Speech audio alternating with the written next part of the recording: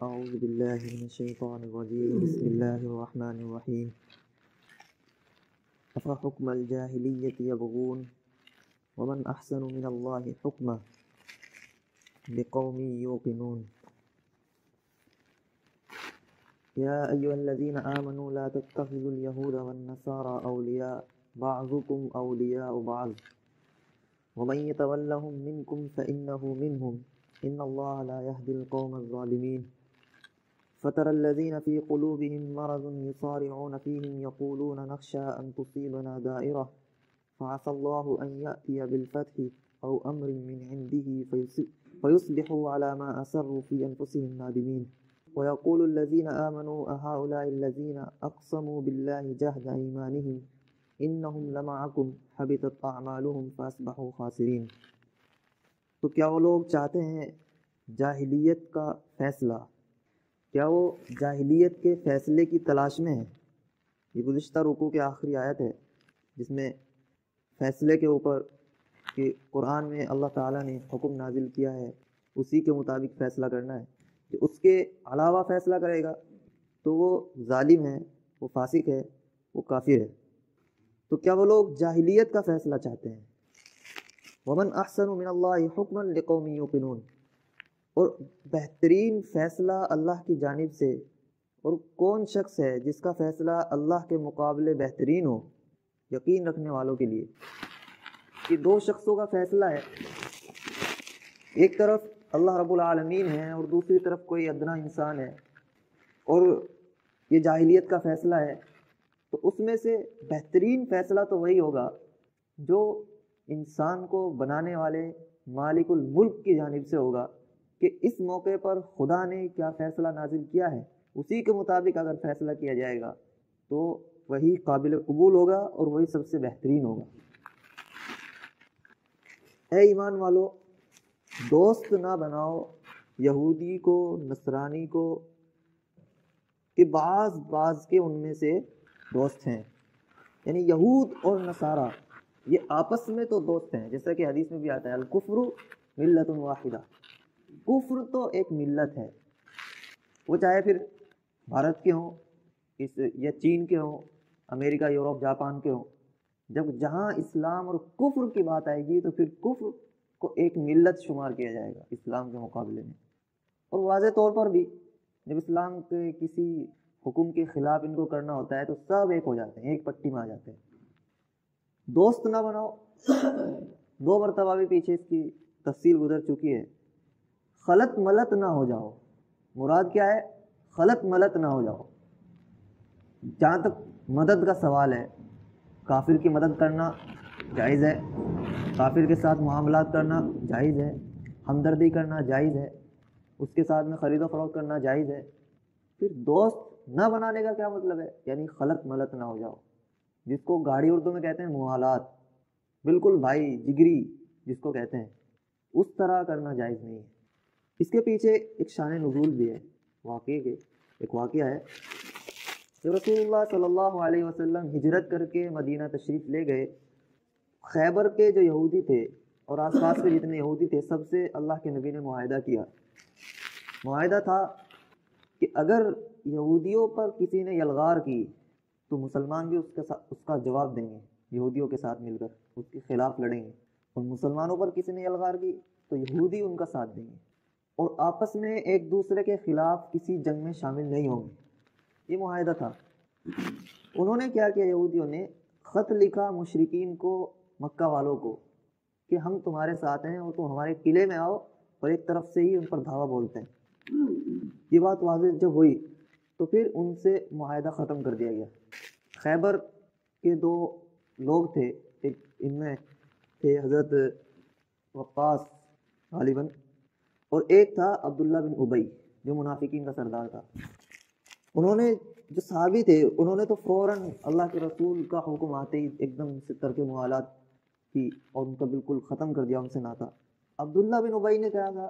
عبداللہ بن ابی اس نے کہا کہ ہو سکتا ہے کہ لڑائی میں اگر مسلمانوں کو شکست ہو جائے تو ہم کو منہ دکھانے کے لائق تو یہ رہیں گے کہ ہم کم سے کم ان کے دوست ہیں، ہم کو تو یہ بخش دیں گے، اس وجہ سے اس نے ان سے دوستی ختم نہیں کی، اس نے کہا کہ بھائی ابھی معاملہ بیچ میں ہے، تمہاری فتح ہو جاتی ہے تو ٹھیک ہے، ورنہ ہم کیوں ان سے لڑائی موڑ دیں، اگر ان کی فتح ہو گئی تو پھر تو ہم پس جائیں گے، کیونکہ منافق تھا، منافقین کا سردار تھا۔ اس موقع پر بھی یہ آیت کریمہ نازل ہوئی تھی کہ شروع میں تو یہ آیت کریمہ نازل ہوئی کہ یہود اور نصارہ کو دوست مت بناؤ، کہ بعض کے ان میں سے دوست ہیں، اور جو بھی تم سے پھرے گا تو وہ ان میں سے ہوگا، جو بھی تم میں سے پھرے گا یعنی مسلمانوں میں سے جو پھرے گا، واپس جائے گا، اعراض کرے گا مسلمانوں سے، وہ ان میں سے ہوگا۔ ان اللہ لا یہدی القوم الظالمین، اللہ رب العالمین ظالم قوم کو ہدایت نہیں دیتے۔ پھر تم کچھ لوگوں کو دیکھو گے جن کے دلوں میں مرض ہے،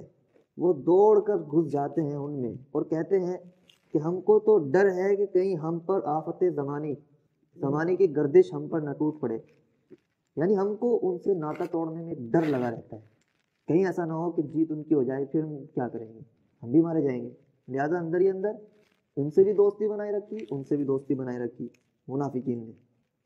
ان کے دلوں میں مرض ہے، وہ دوڑ کر چلے جاتے ہیں ان کے پاس اور کہتے ہیں کہ ہم تو ڈرتے ہیں کہ کہیں ہم پر آفت زمانی نہ نازل ہو جائے۔ فَعَسَى اللَّهُ أَن يَأْتِيَ بِالْفَتْحِ أَوْ أَمْرٍ مِّنْ عِنْدِهِ، تو کیا اللہ رب العالمین اگر فتح دے دیں یا اپنی جانب سے کوئی حکم نازل کر دیں، پھر وہ ہو جاتے ہیں جس پر وہ ڈٹے ہوئے ہیں اپنے دلوں میں شرمندہ، پھر وہ اس پر شرمندہ ہو جائیں گے۔ اور اس کا انہوں نے مشاہدہ اپنی کھلی آنکھوں سے کیا ہے کہ جب اللہ رب العالمین نے مسلمانوں کو فتح دی، خیبر بھی فتح ہوا، مکہ بھی فتح ہوا، پھر وہ اپنی انگلیاں کھا رہے تھے اور کھڑے دیکھ رہے تھے، اور حسد کے مارے، کیونکہ اندر سے تو مسلمان تھے نہیں، حسد کے مارے جل رہے تھے، جبکہ ان کو گھی کے دیے جلانے چاہیے تھے کہ فتح ہماری ہوئی، لیکن وہ ندامت میں اپنے ہاتھ چاپ رہے تھے کہ یہ ہو کیا گیا۔ اندر سے تو وہ ان کے ساتھ تھے، ظاہراً وہ مسلمانوں کے ساتھ تھے،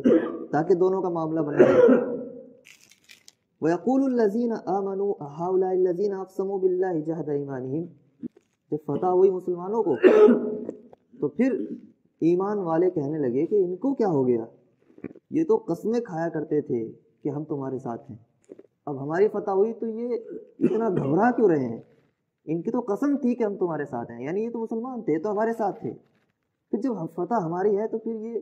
کیوں اتنا گھبرا رہے ہیں، اپنے ہاتھوں کو کھا رہے ہیں۔ انہم لمعکم،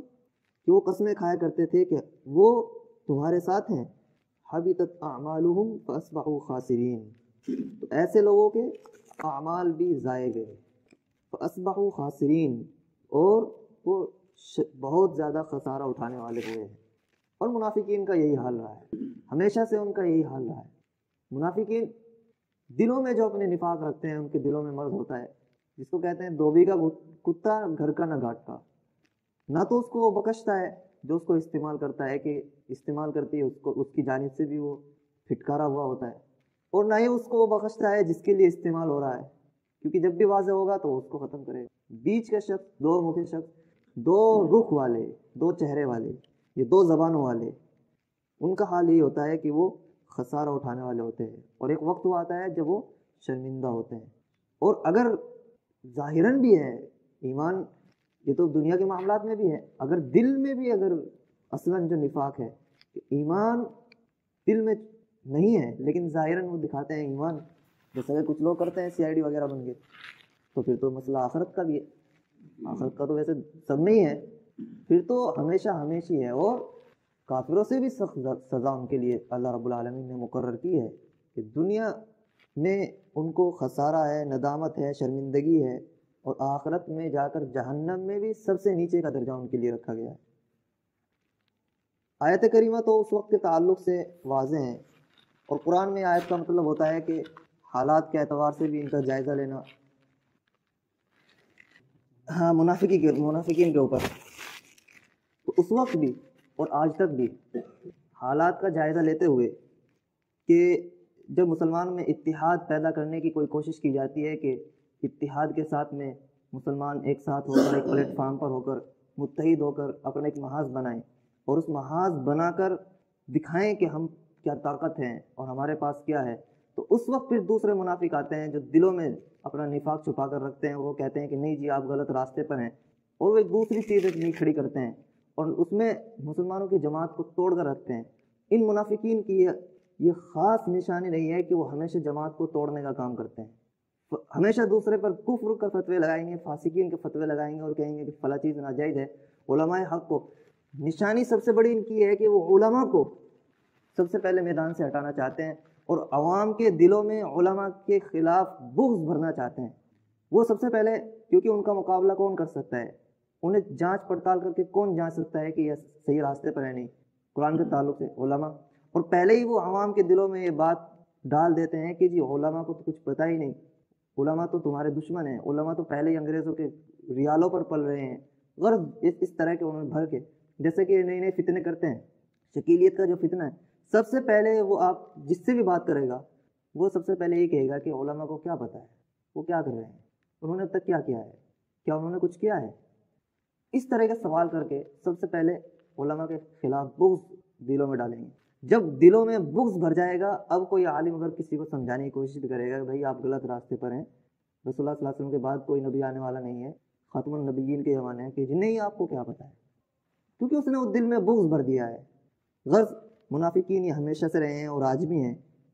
اگرچہ وہ کھل کر آج ان کی نشانی معلوم نہیں ہو پاتی کہ کون منافق ہے کون ظاہر ہے، لیکن علامات سے کبھی کبھی اندازہ ہو جاتا ہے۔